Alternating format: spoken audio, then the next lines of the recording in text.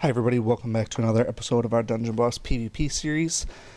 Every now and then we get a defense that is so obnoxious that nobody really knows how to beat it, and the teams that do beat it are kind of sporadic and not very effective. And so that's kind of what we're looking at today, is we're looking at basically one team, namely it's the defense that I have out right now. And a lot of people have been using this for a couple of reasons. And mainly the reason that this team is so brutal right now is because with Shade-Balog in the normal speed position, he's the first one out there, and he can't be silenced, he can't be debuffed or anything like that as long as Shade's on the team because of the Shroud.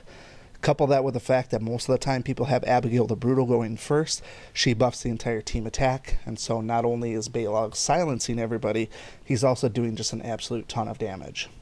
And so, for the most part, that's wiping out a good chunk of people early on with the silence they can't recover, and then along comes Drac, and he just makes things even worse. So, we're going to look at how to beat that team, and hopefully it's goes well for you. There are some caveats to it, but if you have the ability to do this, it's almost a guaranteed 100% win rate. So, take that with a grain of salt in terms of what your rune power is. That's going to be a big piece here, as well as which runes you actually have. So, to kick things off, I do have one queued up here that I'm going to go against. The runes are not max runes right now, so after we go ahead and do this one, we'll check just a couple more to see if we can find a 5592 or even higher than that. So, this particular team that I'm going to use is designed for this defense. So, can this team beat other teams? Sure, it can, but it's not designed to, and if you try and shake things up a little bit and think that this is an auto-win team, you're likely going to get beat by a team that you didn't expect, and that's largely because we're not using Solaris, and I know PvP attack without using Solaris seems kind of sacrilegious and very risky, and it very well can be if you're going against the wrong team. One other thing that you do need to pay attention to very, very carefully here is the order you use your heroes versus what they have. The main thing that we're using here is to use Emily to purge the silence that Shade-Balog does. If you do not have Emily going right after Shade-Balog, you end up screwing up your order and it makes things even worse. So if they switch things up and put Drac before Shade-Balog, make sure that you do not have Emily going before Shade-Balog, because you're going to have to wait an entire turn for that to shake down properly. Alright, so let's look at how we actually beat this. This is the team that we have up right now, but we're not using Solaris. This is just a different team that I've been using and playing around with, but most of them are the same. It's just we're using Emily instead of Solaris, and our order has to be different. So I'm going to tell you a little bit what's going to happen here in terms of why this team works so well. It's mostly because of complete mitigation. Now, I'm not taking credit for this particular team. There is one aspect of this team that I assumed right from the very beginning when I first saw the barbarians and how they worked, and that is Furno. I knew that Furno was going to play a pivotal role in defeating these guys because of the wildfire. That's exactly what we're counting on with this particular team as well. And then the last one here is going to be Agnon. So now I wanted to do this video a little bit sooner, but there's so many other buffs going around with barbarian buffs, and then there was the dark hero buffs, that it was just too, I don't know, it's too sporadic and not accurate enough. I wanted to wait for things to die down a little bit. We do still technically have construct buffs, but Agnon is so strong that you're not going to notice the construct buffs that he does anyways. So why this team is effective is mostly due to how you ruin your Emily.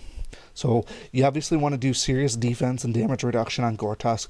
You want to have a superpowered Agnon, and then Furno can really be anything, and then Emily has to be heavy damage reduction as well. The other component to Emily here that I am using is putting 2 festive runes on her. If you are unfamiliar with the festive rune, I'm going to just take a sidebar here for all of the lay people who may not know what the wording is. Festive runes were from Winterfest. If you came on after Winterfest, you're likely not at a point where you need to fight this team anyways. But anybody that was here before Winterfest will recognize these runes as the plus energy runes. Now there are a couple of other ones floating around. I believe there's a dark one floating around. Obviously we can't use the dark one here. So we're looking for both of these green and red ones. If you do not have the +1 energy runes, this team is not exactly the same as far as what we're planning on doing, but if you're tough enough, you can maybe survive long enough to be able to beat it. But The main piece to this puzzle here is putting 2 festive runes on Emily. The reason being is doing so will allow you to use Cleansing Wave, which is her purge, on the first turn, which is very, very critical. So aside from that, just heavy damage reduction. I'm not usually one for, comparing between people and measuring this and that. But this is what mine looks like right now. She has some serious defense. That is because of a Guardian rune. And then her health is pretty decent. Her attack is moderate. But I also have her max epic. So extra attack, extra defense there. But she is strong. She's very strong. Coupled with Gore Tusk, she does not take much damage in that first turn. So let's go ahead and take on this first guy here. And then depending on who's out there, we'll see if we can get another one with a little bit higher rune power. The reason Gore Tusk is there is for 2 reasons. And I know some people like Gore Tusk, some don't. But his damage mitigation is pretty awesome. Remember, we're putting Emily first because she's going to go directly after Balog. And that's going to be good. We're going to do some cleansing. And then after that, we're going to go with Furno. And then after that, we're going to go with Agnon. So what's going to happen here, sometimes the order changes a little bit between Shade and Abigail. Shade's going to target anybody. It doesn't matter who he targets. It's going to do almost no damage with Gore Tusk. Occasionally, you'll get a Shade that is super powered that will take on and kill your Furno. Not a big deal there. Most of the super powered Shades are ones that go after Abigail where they have the attack buff. Abigail is always going to attack Gore Tusk. No ifs, ands, or buts about it. Emily flat out cannot die that early because of her passive buff. That gives her a shield, as well as the high defense we put on her, as well as the mitigation from Gore Tusk. So she's going to survive long enough to do at least one thing. After that, the second round, your guess is as good as mine. Depends on how good of a Emily you have. So, Shade, like I said, is going to target anybody. My experience is that he tries to gank Furno. Furno also has a damage reduction debuff because Shade is not flying. He should be able to soak that for the most part. So the first few things every single time will almost always shake out as planned. Tries to take on Emily, no big deal. Let it go. One of the big things that we want to try to do here, it's not critical if it happens, but if you can get the freeze off and it actually does work, I hate the fact that it says a chance to freeze. I wish it would just absolutely freeze. Most of the time it does work for me, but occasionally when you need it the most, it just does not come through. The only viable person that you want to put it on is Drac. The reason being is if you can stop him from using his first turn, it just buys you more time. So throw it on Drac, and then it frees him. That's what we want. If that doesn't happen, it's not the end of the world, but it can complicate things a little bit, especially if you're one of the ones that doesn't have the appropriate runes for Emily. So, as we see, Furno is silenced, and so is Gore Tusk. Not a big deal. With my runes, the 2 festive runes, we got Cleansing Wave. We go and do one of these here. Who you attack is fairly important. In my case, I always throw my Wildfire Breath on Drac because the Shroud on Balog, a lot of times it doesn't take, and there's no point in attacking Abigail. Obviously, Abigail is very powerful, but Drac is the one that we want to dispose of because he's the one that just makes a mess of things. Throw this on Drac, hopefully Wildfire takes, like that, and that's actually a good thing. So he's going to die at the end of the turn, because remember, he had his turn from Frozen. He's done now, so that's going to kill him, and he's got no protective shielding. Now, you're going to be tempted to try and whittle one of these other guys down with Agnon. Absolutely do not do it. This here has to go on to Shade. Why does this have to go on to Shade? 2 reasons. It's basically 1 reason, and that is Spirit Link. You do not want Spirit Link on any of your guys, because that's just going to complicate things more. On top of that, we already used our cleanse with Emily. That's not coming back around. Now, for the most part, I have not seen a single Shade, even with the highest rune power teams that I've attacked, I've not seen a single Shade be able to withstand this attack. Not a single one. So, provided that you're not doing some stupid defensive-based Agnon, this here should be a one and done for Shade. Adios. And there he goes, 54,000. Yeah, he's not surviving that. And I expected Drac to die, but he didn't. That is interesting. Oh well, let's kill him anyways. If that's what we got to do, that's what we got to do. So this is, if there's ever a part of this fight where it's going to get a little bit hairy, it's likely going to happen right now. And this will come down to what runes you have. The fact that we have the wildfire out there is good, but these two paired together, once they start getting some rage stacks, look out, because Abigail can just absolutely run nuts on you. And so ultimately what we're looking at now is hopefully to whittle one of these down so they can't survive. And then Agnon's going to come in with his last one, the fist pounding, whatever it's called. I forgot what it's called, sorry. But I'm going to try and throw a little bit of wildfire, get that to spread. Didn't, not a big deal. Try and focus on one of them this here, though. This is going to kill probably both of them. So the goal here is to throw it on Abigail first. It's going to lower her defenses, and then it should just outright kill Balog, and then it should come back and hit Abigail again. That's the expectation here. So boom, boom, boom. But Balog didn't die. That's... There he goes. Now he's dead. Well, they both died then. So that's the general idea how we're going to beat this. So that one didn't go as smoothly as it usually does, but usually, like I said, this is a pretty cut and dry win, almost any way you spin it. Let's just do a couple of refreshes, see if we can get a higher rune power one, just so you can see the viability of it. 5192, that's not much better.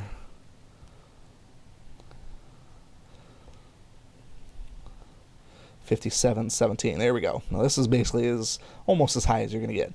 And this is actually a great example of one that we have to be cautious about, because Drac is before Balog. Remember exactly what I said before. So this couldn't have been a better example of why you need to play things a little bit smarter. We're still going to try and freeze Drac, but if we freeze Drac, then it's going to be Emily's turn. Not a good thing. We want to freeze Drac, then have Balog go, and then we want to do our cleansing. So what we're going to do then is we're going to throw our wildfire breath first, which really can't go wrong. The only thing that's going to go wrong with this one is if Drac doesn't get frozen, because we're going to throw our wildfire breath on Drac first. Hopefully it spreads, and then honestly at that point it doesn't care. Balog can kill him or silence him. Either way is fine. In fact, it's probably better if it kills him, because then when Emily does her resurrection, don't forget about Emily, her resurrection now, it not just brings them back, but it also gives them haste, so they get double turns. Can't put a price on that. So as long as the only bad thing that would happen here, I guess, is somehow Shade manages to kill Furno. Highly doubt that's going to happen. Or if Drac doesn't get frozen. So there's always possibility for some, I guess, weird things to happen. But for the most part, I've been having a lot of success. I don't know that I've lost a match that something really, really weird didn't happen. This happens almost all the time. Shade tries to target the elemental advantage, and it doesn't really matter that much. Drac is frozen. He can't go. And then Furno's going to go next, because Drac's thing came up. We're going to do just like as we always do, try and get the wildfire on him, which it took very nicely. Here comes our silence. Furno died. Not a big deal. That extra attack by Drac, those are the things you got to watch out for. All right. Oops, that is not what I wanted to do. Oh, not a huge issue as long as Emily didn't die. I picked the wrong skill there. Really, I would have rather I wanted to revive Furno. That was a hashtag my bad. So if I do lose, that's because I misclicked. As I mentioned, even that one, though it didn't do a ton of damage, it still killed Shade outright. So we're really looking at an elemental disadvantage here now in terms of Gortos. Gortos blue versus Drac green. It's highly unlikely. I don't know. He only has a sliver of health, but we're pretty much strong-armed into trying to hit him, because we want to, if we can kill him, we want to kill him. And he goes down. And he spread the wildfire, so that's good. So on top of this, now let's go ahead and just bring Furno back, just for the sake of doing so. We should be okay, because he's going to get 2 attacks. Throw them both on Balog. And then we want to make sure we kill one of them. And they're dead. Adios. So even with that little hiccup in there, we still managed to get through it. Alright, so we're at about 15 minutes. I'll just check quick to see if there's one more. If there's one more, we'll do it. If not, we'll wrap things up here. Maybe what I'll do is I'll just show you a different variation of the team. Maybe something that this one is not meant to beat. Okay, this is a 59. I didn't think the rune power got much higher, but this is basically as high as it's going to get. And the order is the same. Here's why it's higher, probably. No, I guess rune power is rune power. They're level 75, so this one may pose a problem for me just because of the level disparity. But if this team beats a level 75, that's going to tell you how viable this team is. Again, though, this all hinges on the fact that you're able to do 2 festive runes. If you can't do 2 festive runes, we can do a separate video on that if you want. But I'm not as confident in the results, to be honest. Shade versus Gortusk should be very little damage. So that's pretty good there. Freeze Drac, and this is one where it didn't take, and that's likely due to level disparity. There is an embedded mechanic in terms of whether or not these things can take based on levels. The fact that I'm 5 levels lower is likely a good culprit there in terms of why that's not working. And so now your guess is as good as mine who we should attack. I'm just going to keep throwing it on Drac like I always do. Vernal's going to be dead. Everybody's dead. Yeah, so that's just a level advantage for the most part. It's not even the rune power. I know a lot of people want to say it's the rune power, which they obviously had a very high rune power, but the fact that Drac didn't freeze, that's the main issue here. Drac didn't freeze, and I was 5 levels lower. So if you want to blame the rune power, go ahead. I'm not saying that I should have won that battle. That's the opposite of what I'm saying. I'm saying that if you're going against a stacked deck like that, it's going to be tough. So we're going to see a bunch of that over the coming months as people try and race to get to level 80. I personally am in no hurry, but that's just me. Anyways, if you have questions on other teams that you just absolutely cannot beat, most of them are probably going to be Barbarian related, but I have seen a few other ones out there. Primarily Dark teams. Dark teams are usually the ones that are giving people the most grief because they can't do any of their crowd control stuff. And so I've seen some variations with Darius out there. I've seen some people throwing Malice in the mix. I've seen Undead. You really shouldn't be afraid of any Undead teams, to be honest.